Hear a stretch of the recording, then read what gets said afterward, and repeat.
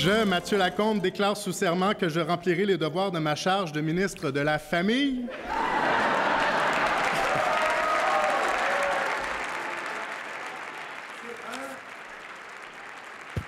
C'est sinon le moment marquant de la sermentation du Conseil des ministres du gouvernement Legault qui a eu lieu le jeudi.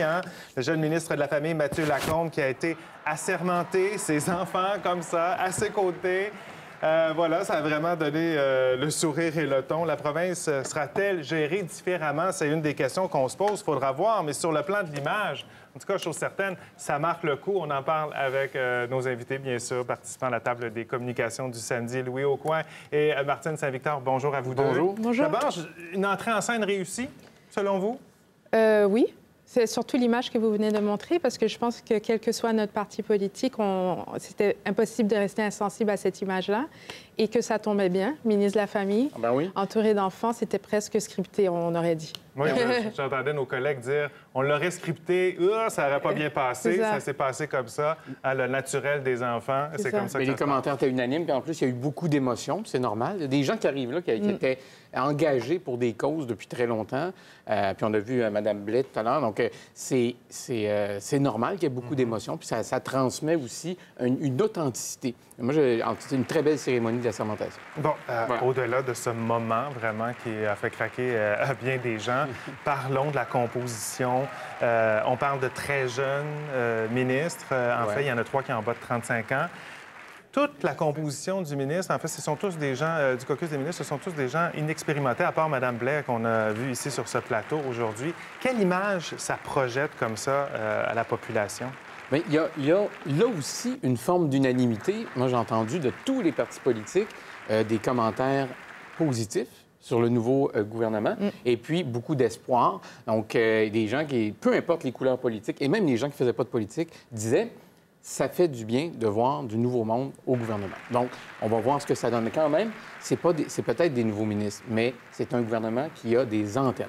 Donc, des antennes un peu partout dans tous les secteurs, parce qu'on voyait aussi les chefs de cabinet. Ça, c'est des gens expérimentés. Puis la somme de l'expérience des chefs de cabinet est pas mal plus importante que celle des... Beaucoup du Parti québécois, mais également beaucoup du Parti québécois, un peu du Parti libéral. Est-ce qu'on sent davantage de la coalition?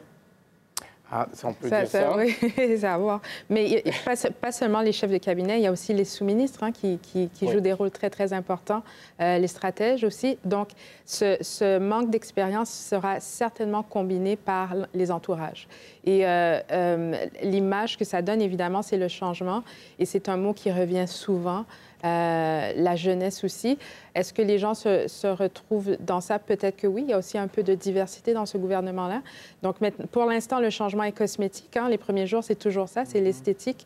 Restera à voir si ce changement sera appliqué dans la pratique. Puis l'élection, ça fait 3 semaines seulement, donc on s'entend qu'on est peut-être encore dans une forme de lune de miel. Mais l'impression que ça laisse en termes de communication, c'est que la lune de miel pourrait se propager, pourrait durer plutôt un certain temps, parce que l'Assemblée nationale ne sera pas réunie avant le mois de novembre. Donc, fin novembre, pour un certain délai très court. Et puis là, on va arriver en décembre et ça va être les fêtes. Et bon, vous voyez que le gouvernement a le temps de poser des gestes sans faire face à l'opposition trop souvent. Des choses particulières, je ne sais pas si vous l'aviez remarqué, mais lors des premiers points de presse, des premières réactions des nouveaux ministres, certains ont fait l'éloge, en fait, du travail des libéraux. On a parlé, entre autres, de l'économie, la culture. C'est assez surprenant. On n'a pas entendu ça souvent. Bien, on a une espèce de volonté d'ouverture. Le premier ministre aussi qui a dit « j'ai pas assez parlé d'environnement ». Donc, je vais m'y remettre. Donc on admet peut-être les erreurs. Et il y a l'appel à l'humilité qui a été lancé par François Legault à son Conseil des ministres. J'ai trouvé ça intéressant. La visite à Gatineau. Et là, je me suis dit, François Legault a appris quelque chose d'élection, parce que c'était le seul chef qui ne prévoyait pas le matin même se rendre à Gatineau lors de la tornade. Et là, qu'est-ce qu'il fait? Le premier geste qu'il pose comme premier ministre, là, il se rend à Gatineau. Il dit, on va aller voir les gens, on va voir comment ça avance. Et il a montré beaucoup d'empathie en disant, je trouve que ce qu'on fait au gouvernement en ce moment, ça va passer vite, ça va passer loin. Donc, c'est une belle première semaine pour les caquistes. Oui, en fait, il a répondu de manière imagée, si on veut.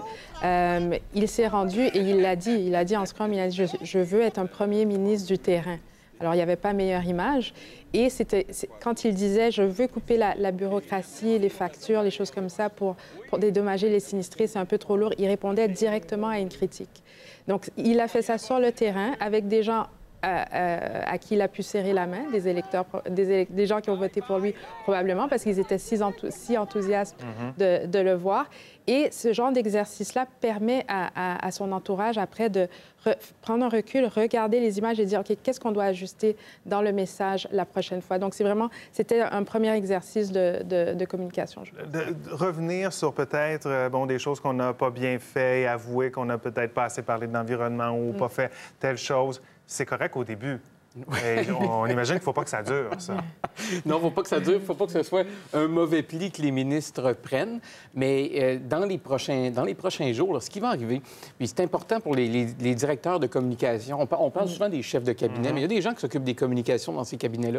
Et ils doivent s'assurer que le ministre prend bien possession de ces dossiers, peut-être pas tous les dossiers, mais enfin assez pour commencer à affronter l'univers médiatique et à prendre des positions.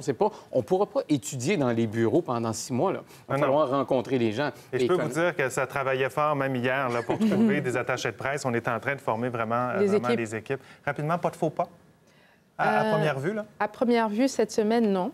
OK. Mais comme Louis dit, c'est le 27 novembre, en fait, qu'ils vont en chambre. Il y a du temps pour des erreurs. Je ne crois pas que la lune de miel va durer aussi longtemps que tu le suggères. On verra. Ben voilà, c'est ce qui conclut notre premier sujet. Le pays de la feuille d'érable devient aussi celui de la feuille de cannabis. Le Canada est le 2e pays à légaliser le cannabis récréatif après l'Uruguay. The first day the pot has become legal recreationally here in Canada. You come into a store like this and there are about 100 across the country. Vous voyez ces extraits de bulletins d'information qu'on a repiqués un peu partout à travers le monde qui parlaient donc de cette légalisation du cannabis au Canada. Vraiment, ça a été une journée qui est passée à l'histoire, qui a marqué l'histoire du pays cette semaine, donc mercredi 17 octobre 2018, on va s'en souvenir. Parlons donc de cet engouement. On a vu des heures d'attente devant la Société québécoise du cannabis. Êtes-vous surpris d'abord de cet engouement, vous? Bien, moi, j'aurais difficilement surpris parce que je pense qu'il y avait beaucoup d'attentes. Et puis, on nous a tellement martelé cette date-là. Et puis, bien, c'est un produit pour lequel il y a beaucoup de demandes. Donc, je ne suis pas surpris. À ce point, vous, ça vous surprend? Oui, ça m'a surpris parce que quand même, faire la queue à partir de 3 heures du matin, j'ai trouvé que c'était particulier. Surtout qu'on peut se procurer le produit par Internet. Et j'étais surprise alors de voir la composition des gens qui faisaient la queue parce que ce sont des jeunes. Or, on sait les jeunes font leurs achats majoritairement en ligne. Donc, de mon côté, un peu de surprise quand même, de l'engouement. Bien, il faudrait que si on va en boutique, on a quand même le produit immédiatement. Peut-être c'est... Oui, peut-être. Mais c'est... L'autre chose, ce qui m'a surpris, c'est la Société québécoise du cannabis a passé le test. Et puis, comme elle l'a dit, les systèmes ont été robustes. Moi, je tiens à le dire parce qu'il y a eu, la première journée, 13 500 personnes qui se présentent en magasin. Comprenez le nombre de chances de faire une erreur dans les magasins, de ne pas arriver à fournir, de manquer de produits, de faire des erreurs de transaction. Et ajoute à ça 30 000 transactions sur Internet. Donc, les chances de faire des erreurs la première journée étaient extraordinaires et on a passé au travers. C'est important parce que si la Société québécoise du cannabis n'avait pas passé ce test-là, elle aurait lancé le message que le gouvernement n'était pas vraiment prêt, qu'on n'est pas vraiment en contrôle de cette situation-là. Passe-t-elle le test ce que j'appelais le double défi de communication? C'est-à-dire qu'elle a un mandat d'informer la population sur le cannabis et, qu'est-ce qu'il y a dans certains produits, sans en faire la promotion. Est-ce que c'est réussi? Le test est réussi parce que dans les publicités, ils disent « vous avez le droit à X grammes, vous ne pouvez pas conduire sous l'état du cannabis, etc. » Et la société s'occupe de passer ce message. Pour le reste, pour la promotion, entre guillemets, elle n'a rien à faire puisque les médias s'en chargent. Les médias en ont tellement parlé. Les gens aussi qui achètent le disent. Donc, elle n'a pas de publicité à faire. Et est-ce qu'il y a une meilleure publicité qu'une rupture de stock de produits? Non. Or, il y a plein de produits qui étaient en rupture de stock. Ça veut dire, le message que je t'envoie, c'est bon, ça marche tellement bien, c'est tellement bon qu'on n'en a plus. Alors, la société doit vraiment se concentrer sur les droits de consommation. En Ontario, par exemple, la Société Ontario du cannabis a un autre problème. Parce qu'elle a des produits, par exemple, qui s'appellent Banana Split, Rêve de mandarin. Et il y a une députée conservatrice qui a dit, attendez, là, c'est comme si vous essayez d'attirer les enfants. Ah, c'est du marketing. C'est du marketing, oui. Alors, à ce niveau-là, il y a un ajustement encore à faire dans le reste du Canada. Mais pour la SQDC, vous avez lu certainement là, les quelques descriptions. Je veux juste en relire une. Là. Un des produits qui pourrait créer l'impression de stimuler certaines fonctions cérébrales telles que la créativité ou augmenter l'envie d'être en contact avec d'autres personnes et de participer aux discussions. Oui, bien là, on est à l'aise avec ces descriptions-là? Bien, on est à l'extrême limite de la description, puis je pense pas qu'on est en promotion, mais en même temps, on le présente sous un visage positif. Donc, je comprends l'Association pour la santé publique qui a dénoncé ça. Je pense qu'il y a des choses plus urgentes à dénoncer que ça. Par exemple, le cannabis médical, hein, les entreprises de cannabis médical qui œuvrent aussi dans le cannabis récréatif et qui, là, font de la promotion, qui font des commandites, qui vont à l'extrême limite du marketing prévu par la loi. Et ça, je pense que c'est un vrai enjeu parce qu'on normalise l'utilisation, l'usage du cannabis via le cannabis médical pour vendre plus de cannabis récréatif. Donc, ça, c'est un enjeu de santé publique plus urgent. Et on a vu en début de chronique, là, ces journalistes à travers le monde. En tout cas, ça a été un engouement sur la planète. Les gens surveillent ce qui se passe ici. Oui, bien sûr, parce que le Canada est comme un peu comme un canari dans la mine. Hein? C'est-à-dire que les gens regardent pour voir comment ça va se passer. Aux États-Unis, il y a déjà 9 États où la marijuana est légale. Donc, il y a d'autres États qui essaient d'avoir ce statut. Donc, on regarde pour voir comment ça se passe. Même en France, la France se penche sur la légalisation du cannabis médical. Donc, il y a plusieurs pays à travers le monde qui essaient de voir, OK, on va voir si ça marche.